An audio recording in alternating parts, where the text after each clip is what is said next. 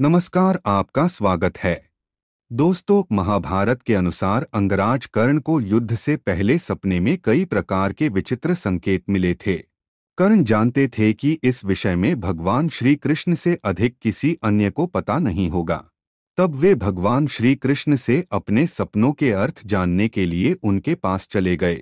भगवान श्री कृष्ण ने सपने में दिखाई देने वाले शुभ और अशुभ संकेतों के बारे में कर्ण को बताया था।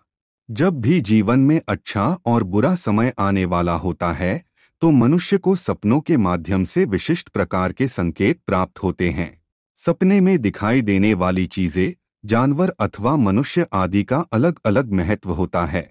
सपने में कुछ जानवरों का दिखाई देना शुभ होता है, तो वही कुछ जानवर सपने में दिखाई देने से अशुभ घटनाएं घटित होती हैं।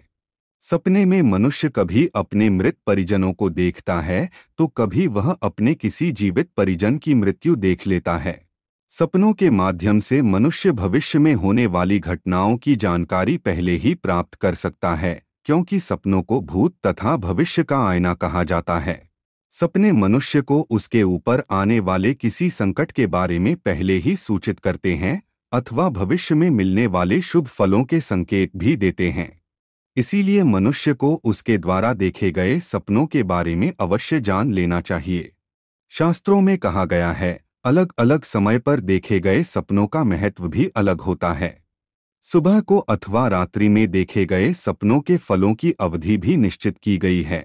ब्रह्म मुहूर्त में देखे गए सपनों का फल शीघ्र प्राप्त होता है, तो वही रात्रि के पहले प्रहर में देखे गए सपनों का फल दीर्घ काल के बाद मिलता है। श्री कृष्ण कहते हैं, मनुष्य को शुभ सपनों को देखने के बाद इसके बारे में कभी दूसरों को नहीं बताना चाहिए। सपनों को मंत्रों के समान ही गुप्त रखना चाहिए, अन्यथा सपनों का फल भी नष्ट हो जाता है। शुभ सपने दिखाई देने पर मनुष्य को फिर से सोना नहीं चाहिए, अन्यथा उसका फल तुरंत नष्ट हो जाता है। आइए जान लेते हैं सपने से मिलने वाले शुभ अशुभ संकेतों के बारे में। दोस्तों, अगर आप इस चैनल पर नए हैं तो इसे सब्सक्राइब जरूर करें, ताकि आपको ऐसी ही रहस्यमयी जानकारी प्राप्त हो। साथ ही वीडियो को लाइक जरूर करें। सबसे पहला संकेत, जो व्यक्ति सपने में स्वयं को फल तथा फूल खाते हुए देखता है, उसके आंगन में देवी लक्ष्मी पधारती है, अर्थात वह व्यक्ति धन संपत्ति प्राप्त करता है। दूसरा संकेत, जो व्यक्ति सपने में कोई सुवर्ण के आभूषण धारण की हुई और लाल वस्त्र पहनी हुई स्त्री को देखता है, अथवा स्वयं को किसी लाल वस्त्र धारण की हुई स्त्री के रूप में देखता है, तो यह संकेत है कि उसके घर में साक्षात देवी लक्ष्मी का आगमन हो चुका है। उसे अतुल धन संपत्ति की प्राप्ति होगी।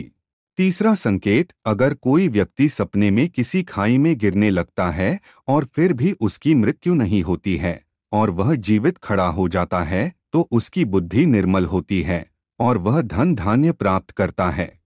चौथा संकेत, अगर किसी व्यक्ति को सपने में कोई लाल फूल अथवा पीला फूल देता है, तो उसे धन लाभ होता है।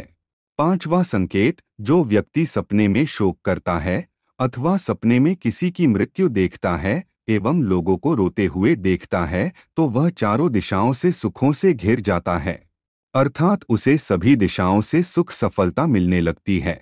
छठा संकेत, जो व्यक्ति सपने में तेज होती हुई बारिश को देखता है अथवा धधकती हुई अग्नि देखता है, तो लक्ष्मी उसके वश में होती है, अर्थात उसके पास अचानक ही हर तरफ से धन आने लगता है। सातवां संकेत, जो व्यक्ति सपने में माता पिता, देवता तथा साधु महात्माओं को नमस्कार करता है और उनका आशीर्वाद प्राप्त करता है, उसके सभी रोग नष्ट हो जाते हैं।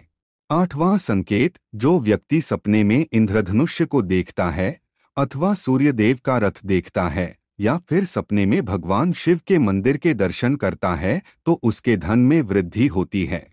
नौवां संकेत, जो मनुष्य सपने में अपने हाथ में ध्वज लिए देखता है अथवा उसकी नाभि में किसी लता अथवा पौधे को उत्पन्न होते हुआ देखता है, तो उसे धन की प्राप्ति होती है, इसमें तनिक भी संदेह नहीं है। 10वां संकेत, जिसे सपने में शंख दिखाई देता है अथवा सपने में स्वस्तिक का निशान दिखाई देता है, तो उसे उसके सभी कार्यों में सफलता प्राप्त होती है। तो दोस्तों, इस प्रकार से शास्त्रों में शुभ सपनों के फलों के बारे में बताया है।